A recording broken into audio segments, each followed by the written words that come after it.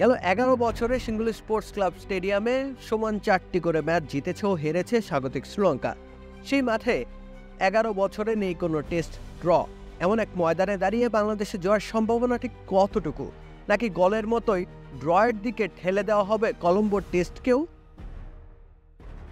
Dhananjay D Silva সোজাসাপটা বলে গেলেন, এসএসসির উইকেট হতে চলেছে flat. Well, as I've spoken to our media as well, it's going to be a flat wicket. টসে জিততে পারলে তারা প্রথমেই ব্যাটিং করতে চান, সাথে স্কোরবোর্ডের রানের চাপ সৃষ্টি করতে চান। এ চাহিদার পেছনের কারণ অবশ্য স্পষ্ট। এই উইকেটে প্রথমে ব্যাট করা দল শেষ ৮ ম্যাচে ৬টিই জিতেছে। তবে সর্বশেষ টেস্ট ম্যাচে পরে ব্যাট করেও জয় তুলে নিতে পেরেছিল শ্রীলঙ্কা। আর এটা ওইটা না, কাপড় ধোয়ার একটাই সলিউশন, চাকা অল ইন ওয়ান। আফগানিস্তানের বিপক্ষে সেই টেস্ট ম্যাচে ১০ উইকেটে জয় পেয়েছিল স্বাগতিকরা। এছাড়া ভারত ২ বার, ইংল্যান্ড ও পাকিস্তান ১ বার করে হারিয়েছে শ্রীলঙ্কাকে।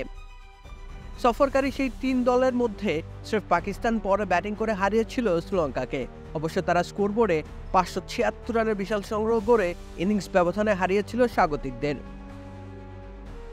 এছাড়া ভারত ও ইংল্যান্ডের জয়গুলোতে সফরকারী দল প্রথমেই ব্যাট করেছে কলম্বোর সিঙ্গল স্পোর্টস ক্লাব স্টেডিয়ামে।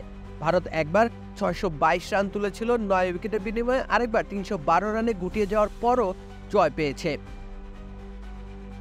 এমনকি শ্রীলঙ্কা যে ৪টি ম্যাচে জয় তুলে নিয়েছে তার মধ্যে ৩টি ম্যাচেই তারা প্রথমে ব্যাট করেছে। প্রতিবারই ৩৫৬ একটা সংগ্রহ করতে হয়েছে স্বাগতিকদের। অতএব টসে জিতে প্রথমে ব্যাট নেওয়া অবধারিত, আর ব্যাটিং নিতে পারলে নিদেন পক্ষে ৩০০ ছাড়াতেই হবে সংগ্রহ। বাংলাদেশ নিশ্চয়ই ভাগ্যের একটু সহায়তা প্রত্যাশা করতেই পারে। আরও একটি বিষয় জানিয়ে রাখা ভালো, সাম্প্রতিক সময় আফগানিস্তানের বিপক্ষে টেস্ট জিতলেও পাকিস্তান ও ইংল্যান্ডের কাছে পরাজিত হয়েছে শ্রীলঙ্কা এই সিঙ্গল স্পোর্টস ক্লাব স্টেডিয়ামে। এসব পরিসংখ্যান মাথায় রেখে বাংলাদেশ সত্যিকার অর্থেই জয়ের অন্বেষণ চালাবে, এমনটাই হয়তো প্রত্যাশিত।